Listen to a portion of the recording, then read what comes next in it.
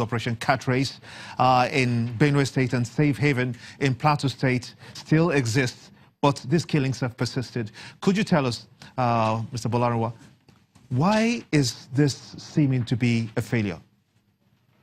You mean the yes, I mean the cat race is there in Benue State, and then Operation Safe Haven in Plateau. Okay, those two operations you refer to is something that is being spearheaded by the Nigerian Army. Good. Nigerian Army, by nature and virtue of their operational activities, are not meant to be stationed. They are meant to take care of a particular situation, then move on to the next one. That's why you keep hearing operation. They have their time limit to deal with it, and there is another operation waiting for them elsewhere. That brought about the directive Mr. President gave about 2.5 years ago that the Inspector General of Police should go and restore civil authority to all the areas where there has been displacement. Nobody seems to be asking questions about what happened to that directive. Was it followed up? Is it a failure? Is it something that needs to be revisited? Should the IG be queried about how far about the civil restoration of civil authorities? If the army are clearing certain villages, rescuing villages, carrying out operation at villages and moving on, are there civil authority who is taking over from them? Because from all indication, both the Boko Haram activities and the Fulani herdsmen activities, or both, or all in one, there seems to have been repetition of attacks in a place that the operation has taken place before. What is the problem? Why are all these places not being taken care of? Let's have Dr. Abubakar Kagu. He's a senior lecturer, Law Department in Yobe State University. I want to thank you so much indeed for joining us on State of the Nation.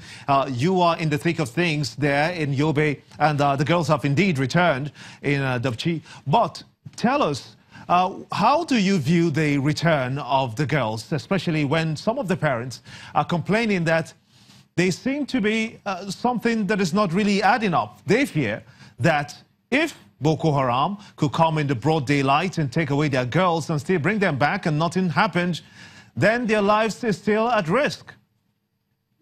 Thank you very much for having me. First and foremost, I think we should be grateful that the girls are back. At least we should share this moment with the parents and the guardians of these girls. And then also our heart goes out to the parents that lost their children in this whole saga. I think the parents have a reason to be concerned.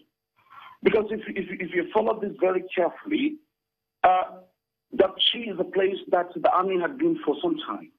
And then suddenly, without a reason, without any explanation, the army left, and the children were kidnapped. And then later the army returned and put checkpoints again. And then the girls were to be returned, and the army left, and the girls were returned. And I believe the army will resume back, and the checkpoints will resurface. So these are very serious concerns. You know, there's something that really does not add up here. And one unfortunate situation or information or news is that when the girls were abducted, there was this towing and throwing between the army and the police. The army were saying, we left the security of this place in the hands of the police. The police were saying, no, nobody gave us the security of this place. So when the two major principal security institutions in the country could not even agree on the security of such a vulnerable place, the people have a reason to be afraid, to be scared. Do you support or do you not support a call across so many quarters that perhaps in solving this situation, we need to change the security chiefs and rejig the security architecture? What's your response to that call? Okay, let me say something here that is very fundamental. We are a democracy, and we are a country that is proud of our democracy. Look at the history of democracies all over the world. There is no sane democracy in the 21st century where 110 girls will be kidnapped because of the negligence of the security officers, and then nobody is even questioning for that. In a sane democracy, before investigations begin, some people, the heads have to resign first.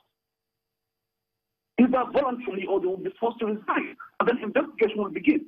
Because there was negligence, there was clear negligence. So I think unless we are proactive and we are willing and ready to take the most decisive action on this, we will continue to be threatened by Boko Haram. Okay, just give me a minute or two. Let me get your final thoughts on this, Mr. Bolarinwa.